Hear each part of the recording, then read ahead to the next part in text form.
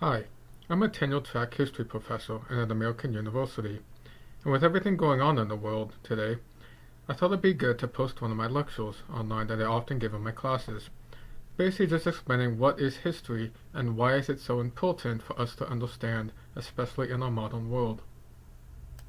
Try this experiment. Take an index card or a piece of paper, and on one side write, the statement on the other side is true. On the other side write, the statement on the other side is false. Then start reading it and flipping it over. Which statement is true and which is false? If the first statement is true, the second must be true, which renders the first false, and thus the second is now false, which again renders the first true, and this keeps going. This circular paradox is known as Jourdain's card paradox, and was discovered in the early 1900s. This paradox eventually led to Gödel's incompleteness theorem, which states that there are things in mathematics that we know are true, but can never be proven through logic. This was in part discovered in response to Hilbert's challenge to prove all mathematical truths from first definitions using only logic. History is a lot like this. History is a mystery that is not easily solved, and often has paradoxical answers. There is a difference between how we remember history and what actually happened. Think back on your own life. The way in which you remember things is not always how others remember those same things. This is a fact of history that is not changeable, but leads to an interesting question. Which is more important or influential, how we remember history or what actually happened? In part, the job of historians is to bring these two together as closely as possible. Aside from attempting to merge or miss memory of the past with historical reality, what is history and what is it that historians do? The first history. In the 5th century BC, the Greek writer Herodotus of Halicarnassus wrote a book called The Histories, which is largely a recounting of the wars between Persia and the Greeks in the 480s BC. The Battle of Thermopylae, where 300 Spartans, with 1,000 more allies helping, held off the Persian advance for a week, is one of the more famous battles from these wars.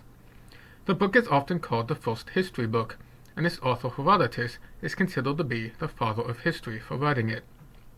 So why is this the first history book, and what can it tell us about the study of history? Herodotus began his epic account, and it is indeed epic, with the following.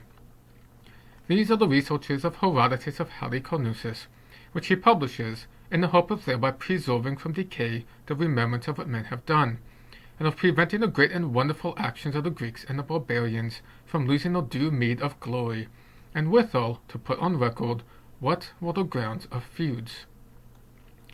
This is the very first and oldest definition of history, but what does it mean? He first introduces himself and writes that he hopes to, quote, preserve from decay what remembrance of what great men have done. In this sense, history is a preservation of the record of the past, but not any past. History is first and foremost the study of the human past, not all of it. After all, historians don't study dinosaurs. Herodotus further explains that he is preventing the actions he describes from losing the due meed of glory. Here Herodotus explains that he does not record all humans, only those he considered the great ones, the ones worth remembering, so that the stories and deeds are not lost.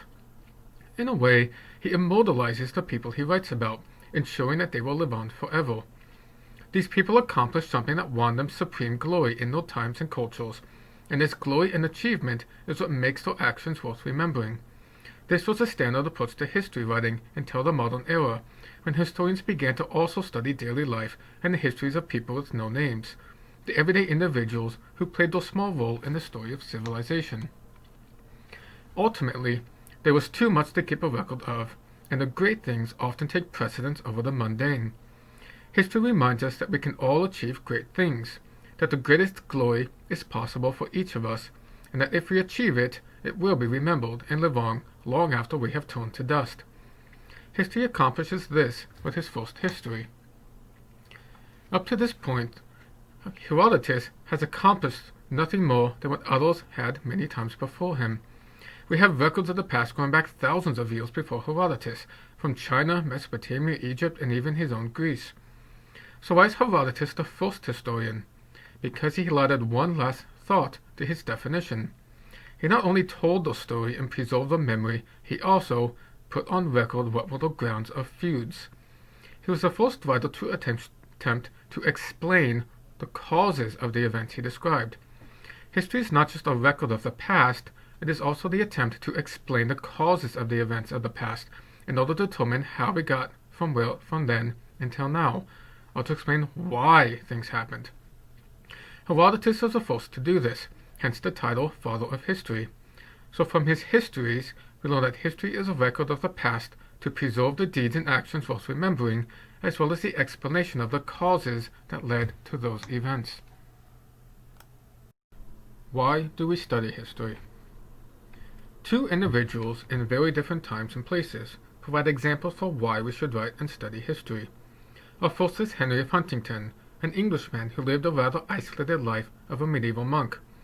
In the 12th century AD, he wrote his History of the English People, a book that attempted to explain the events and causes that led to the Civil War raging in England in his own time. But beginning with the origins of the English people arriving in Britain on Anglo-Saxon ships. In his introduction, he wrote, "History therefore brings the past into view as though it were present, and allows judgment of the future by representing the past. Truly, it is quite common for the path of history to lead us straight back to moral purity." So what is Henry saying here? History brings the past alive as though it were present, the same way a movie or a television show brings a story from a different time and place to life before our eyes through the illusion of a 2D screen. It makes the past relatable and relevant to our lives and times. History further allows judgment of the present based on the past. By studying the past, we can determine if we as individuals, societies, or civilizations have made improvements or declined. History becomes a measuring stick of individual and societal progress. If we don't know the past, we don't know where we've been, how we got here, or if anything is getting better. He concludes by writing that history can lead us straight back to moral purity. Now Henry is a medieval Catholic monk, so the priority of his life in society was spiritual salvation. He is arguing that we can use lessons of history to improve ourselves as individuals and as a society, that we can learn from the past and avoid its mistakes and emulate its successes. History is therefore our greatest teacher. A second individual who explained why she would study history lived a drastically different life than Henry. Cicero, or Cicero, is considered by many to be the greatest public orator or speaker in history. He thrived during the decline of the Roman Republic, and was a senator and lawyer who led Rome as consul during one of his greatest rebellions, that of Catiline. He attained the highest political office in Rome, led the Senate and armies, fought against Caesar, and committed suicide after being defeated by Octavian Augustus during the civil wars that led to the creation of the Roman Empire. His life was not that of an isolated monk, but instead full of action and power of the greatest magnitude. He described history this way in his book De Oratore. History is a witness that testifies to the passing of time. It illuminates reality, vitalizes memory, provides guidance in daily life, and brings us tidings of antiquity. This is one of the shortest, but perhaps fullest, definitions of history. History testifies to the passing of time, informing us how long it has taken to get where we are and how we got there, or where we are located in the long path of human civilization. Knowing where we came from illuminates reality, or gives the present its meaning and value. One cannot judge something's value unless they know how it came to be. This gives meaning to our times and actions as individuals and as a society. Because Romans were men of action rather than writing, history was learned, taught, and retained by memory, keeping the mind sharp and retaining its lessons. History provides the lessons necessary to guide our lives and societies to success, and helps us relate to our past both from a family sense as well as a societal sense, creating a relationship with our ancestors. Therefore, history is something that teaches lessons and builds relationships. How do we write history? There are many ways to write history. When a historian reads history books or historical records, the physicist Wolfgang Pauli's reaction to quantum mechanics often comes to mind. Quote, "This isn't right. This isn't even wrong." History is not a science. It is an art. There are no laws of history the way there are laws of nature, like F equals ma or E equals mc squared. And determining the reality of the past is rarely an easy task, even when we've lived it. For example, former President George W. Bush wrote, "The true history of my administration will be written 50 years from now, and you and I will not be around to see it. What did he mean by this? He is discussing how elapsed time affects how we remember and record the past. He argues that current books written about his administration are not its true history. There are a few ways to look at this. By true, he is probably leaning towards accurate.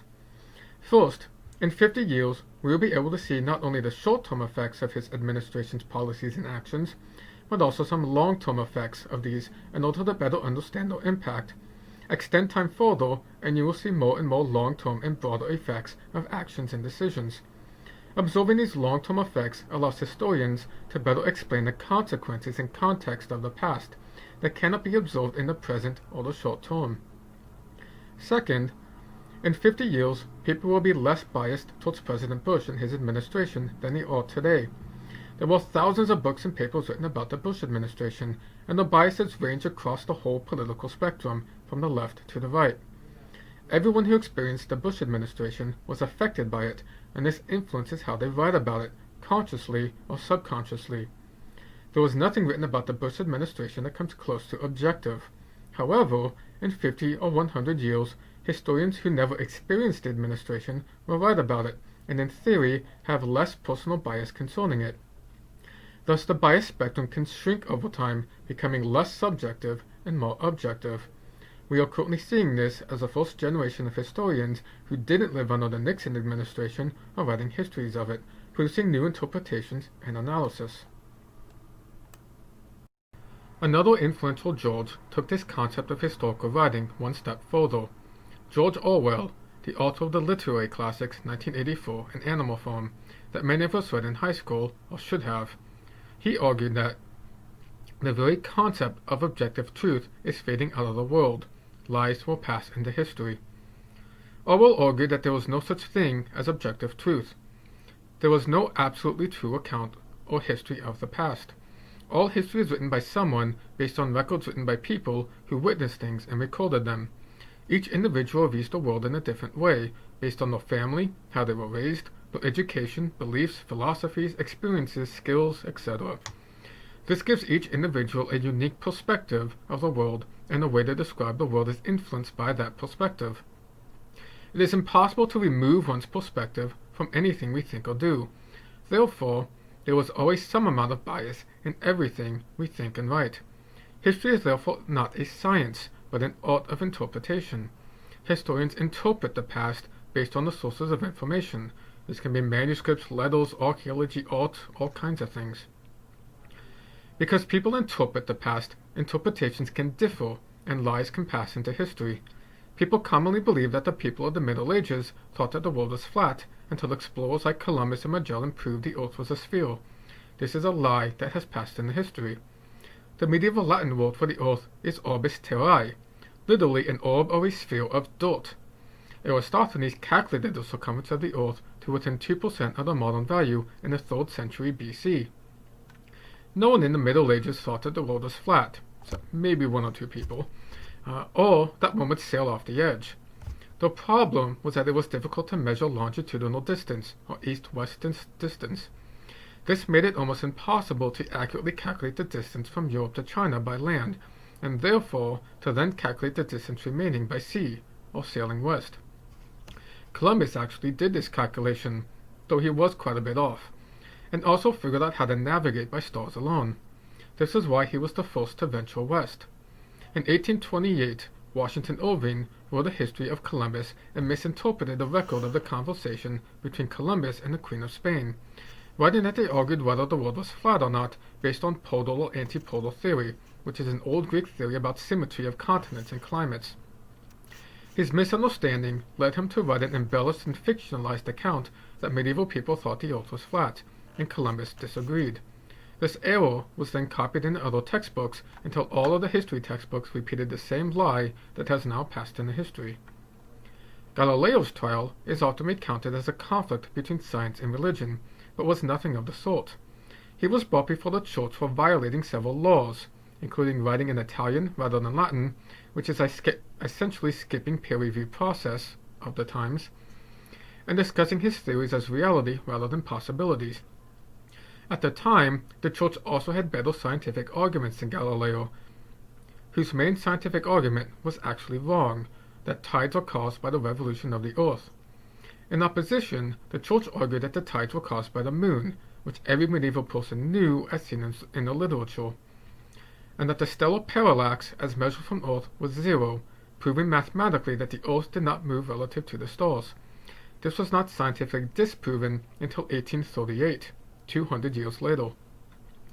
Galileo was thus punished for violating several laws and for arguing for the reinterpretation of Scripture despite having no education in theology and presenting scientific arguments that were demonstrably wrong, even using his own equipment, at least at that time.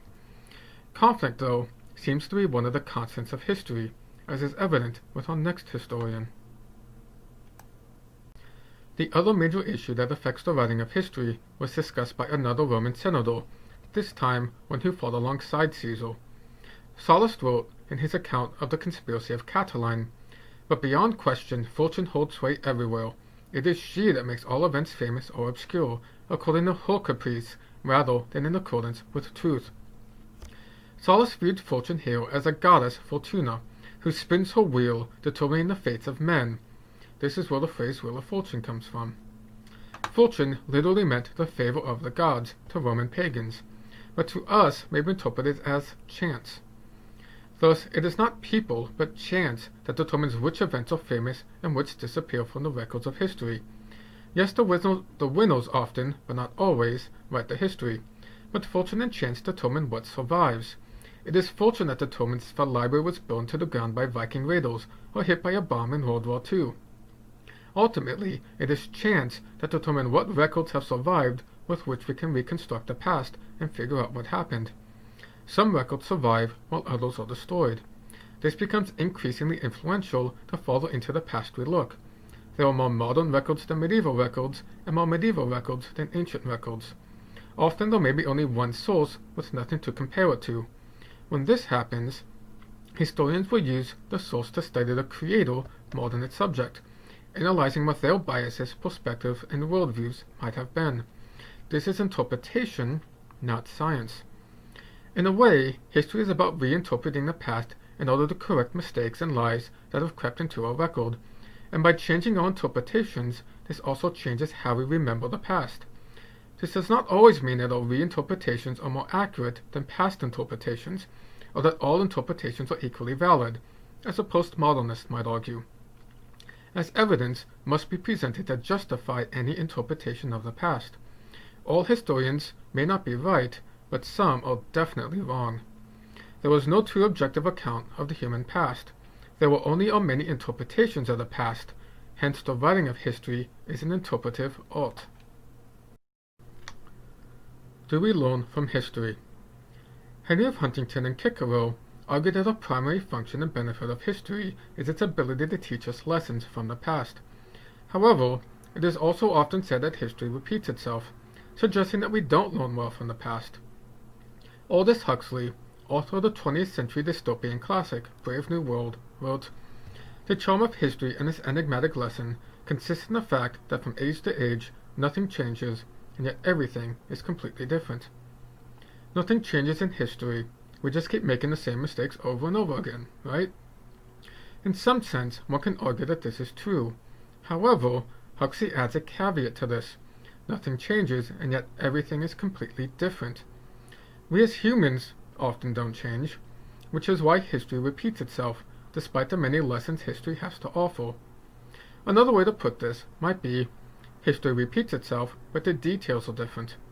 For example, the actions and decisions made during the Peloponnesian War in the 5th century BC closely mirror the actions and decisions made during the Cold War between the US and USSR in the 20th century. Change the names and technology, and it's almost the same conflict. The Schlieffen Plan used by Germany in World War I to attack France in 1914 was based on Hannibal's tactics used to defeat the Romans in the Battle of Cannae in 216 BC. The causes of the fall of the Roman Republic will probably look hauntingly familiar to the issues we face in a modern US Republic. While we as individuals or societies may not effectively incorporate the many lessons history has to offer, history does teach us important lessons about human nature, whether it changes or remains the same over the eons. Are we very different from our ancestors, or are we more similar than we often like to think? When placed in the same situations, do we act any differently? History also provides a dose of humility to the egos of the perpetual present. In the 1830s, the French lawyer and ambassador, Alexis de Tocqueville, spent several years traveling around the United States, studying our government and society in order to improve France, which was still recovering from its own bloody revolutions. His book, Democracy in America, provides one of the best examples of what America was designed to be, and how American democracy was supposed to work. He wrote of history, "History is a gallery of pictures, in which there were few originals and many copies." The modern historian Paul Johnson similarly wrote, "The study of history is a powerful antidote to contemporary arrogance. It is humbling to discover how many of our glib assumptions, which seem to us novel and plausible, have been tested before, not once but many times and in innumerable guises, and discovered to be at great human cost, wholly false." History teaches us that many of the ideas and plans that we develop and believe to be incredibly innovative with the potential to solve unsolvable problems are actually not that unique.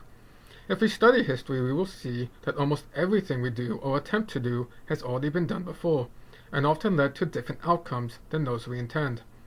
The Renaissance political philosopher Machiavelli argued that it was better to imitate historical actions than innovate new solutions in the effort to acquire and maintain power. He believed imitating history leads to a higher success rate. Regardless, we often think that we are smarter, better, and more civilized than our predecessors. The inconvenient truth may be that we are not any smarter, not any better, and not more civilized than those who lived before us. As Henry of Huntington suggested, we can use history to judge whether we are making progress as an individual or as a society. And after studying history, the truth may be more depressing than we like to admit. The 20th century saw more people murdered by their own governments, 262 million, and more genocides than any other century in human history. Ignoring history leaves us in ignorance, an ignorance that can cost the lives of countless people. Why do we need history? The Jamaican journalist and political activist Marcus Garvey wrote, "A people without the knowledge of their past history, origin, and culture is like a tree without roots. If we don't know where we came from, we will have no idea where we are going. If you cut the roots of a tree, it dies. If the foundations of a building crack, the building falls. History is the foundation of any society. If a society loses its foundations, it will crumble and fall. There has not yet been a civilization or society that has not fallen, present company excluded, at least for now." Learning one's history as an individual and as a society is important. Will Durant, author of an 11-volume history of civilization, wrote, "Civilization is not inherited. It has to be learned and owned by each generation anew. If the transmission should be interrupted for 1 century, civilization would die, and we would be savages again. If we lose our history, we will lose our civilization. If 1 generation fails to learn its history, it will be lost forever. Civilization itself cannot survive without history. It is a responsibility to learn one's history as a duty to oneself and to society. It is the story of history that reminds a people where they came from and what it took to get there. If we lose this record, we lose everything about us. The past is what gives the present its meaning. With no past, there was no meaning. And with no history, there was no civilization." So what is history? By now we've discussed how history is written and its role in society, but only be closer to an actual definition of history. I would first encourage you to develop your own definition of history, but here are a couple to think about. History is something that never happened, written by a man who wasn't there. This rather cheeky definition that does not even have a known author can both inspire and absolutely enrage individuals who study history. It is something that never happened because you and I did not personally witness any of it to know if it is factually true or not.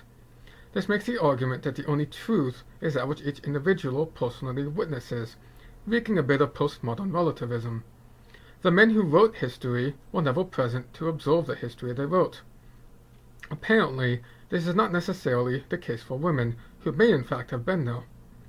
Essentially, this argues that most history books were written by people who studied the past but never experienced or observed it. Therefore, just how much truth can there be in it?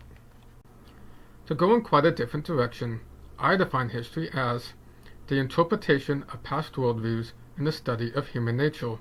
Short and simple.